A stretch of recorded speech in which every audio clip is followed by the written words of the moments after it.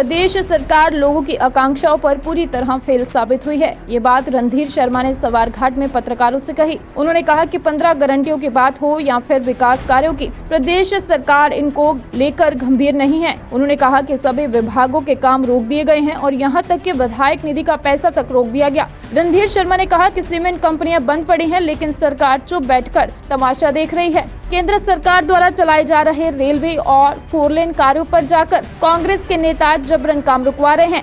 इतना ही नहीं, 4 लेन में निकल रहे पत्थरों को पंजाब में बेचा जा रहा है और प्रशासन और सरकार तमाशबीन बनी हुई है। रणधीर ने कहा कि यदि यूं ही चलता रहा तो बीजेपी इनके खिलाफ जन आंदोलन चलाएगी। भारतीय जनता पार्टी का आरोप है कि जब से प्रदेश में कांग्रेस की सरकार आई है, सभी विकास कार्य ठप हैं, अव्यवस्था का वातावरण है और कोई सरकारी कार्य नहीं हो पा रहा है।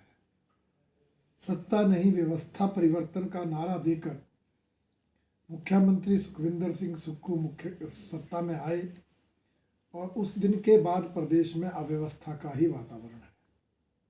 पहले संस्थान डिनोटिफाई किए, उसके खिलाफ धरने प्रदर्शन आयोजित हुए और साथ ही 2 सीमेंट फैक्ट्रियों पर तालाबंदी हुई, जिसके खिलाफ आज तक आंदोलन चल रहा है। इतिहास की पहली सुक्खू सरकार है जिसके खिलाफ पहले ही सप्ताह से आंदोलन और विरोध प्रदर्शन शुरू हुए। विकास कार्य सारे ठप हैं। 31 मार्च तक कोई काम सिरे नहीं चढ़ रहा। यहाँ तक कि विधायक विकास निधि रोक दी गई। सेक्टोरल डेवलपमेंट फंड जो डीसीज के माध्यम से आता था वो भी रोक दिया गया। लोक निर्माण विभाग IPH जिसमें विकास कार्य होते थे, प्रतिबंध लगा दिया गया।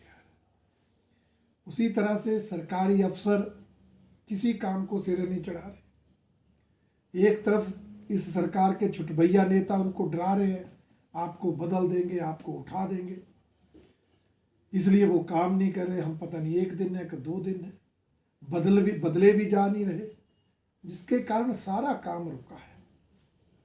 यहाँ तक कि लोगों के रूटीन के जो जेन्युइन काम है वो भी नहीं हो पा रहे और नैना देवी विधानसभा क्षेत्र में इसका असर सबसे ज़्यादा है। यहाँ पर जिस तरह से सत्ता परिवर्तन के बाद शिक्षण संस्थानों को राजनीति का अखाड़ा बनाया जा रहा है, भारतीय जनता पार्टी उसकी कड़ी निंदा करती है। इस विधानसभा क्षेत्र में रेलवे के सुरंग निर्माण में लगी कंपनियां और 4 लेन सड़क निर्माण में लगी कंपनियां जिस तरह से राजनीतिक दबाव के अंदर 2 महीने से कानून की धज्जियां उड़ा रही हैं, उसकी भी भारतीय जनता पार्टी आलोचना करती है। आपने देखा अभी 2 महीने से कुछ चहेते लोगों को लाभ देने के लिए जिस तरह से दबाव बनाया जा रहा है और उस दबाव के अंतर्गत FCA एक्ट की धज्जियां उड़ा रही है। डंपिंग साइट्स जो इन कंपनियों के लिए निर्धारित है, जहां FCA की परमिशन है, वहां मिट्टी मलबा फेंकने की बजाय नज़दीक ही मिट्टी मलबा फेंककर पेड़ पौधों को नष्ट किया जा रहा है, पर्यावरण को नुकसान पहुंचाया जा रहा है। परंतु वन विभाग के अधिकारी चुपचाप बैठे। रात को इन्हीं निर्माण कार्यों से निकलने वाला पत्थर पंजाब को जा रहा है, कोई कार्रवाई नहीं हो रही। माइनिंग एक्ट में जो है वो रॉयल्टी प्रदेश को मिल सकती है, परंतु बिना प्रदेश को कोई आर्थिक लाभ दिए रातों रात सारा पत्थर पंजाब में जाता है और स्टोन क्रशर से बजरी बनकर फिर यहाँ आ रही।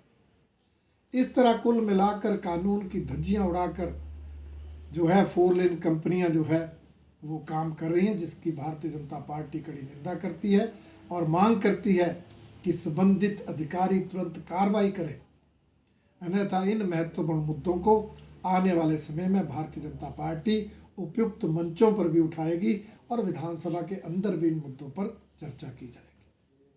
कहीं सुना है रिटेल की दुकान पर होलसेल का दाम? जी हाँ, नव्या लेकर आया है डिजाइनर सूट्स, कुर्तीज और फैब्रिक्स। सबसे सस्ता, सबसे अच्छा, defence road, Mamun, Pathankot. Contact 9614196141। महंगाई की मार पर अब होगा वार।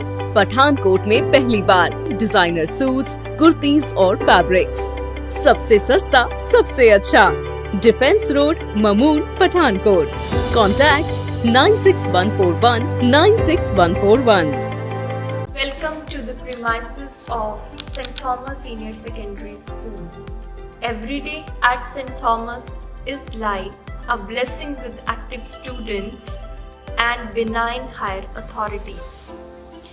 Special key features are the values and morals, innovation and creativity, well-equipped technology-aided learning class, cultural activities for holistic development of students. Come to learn, go to serve. An ideal place for learning.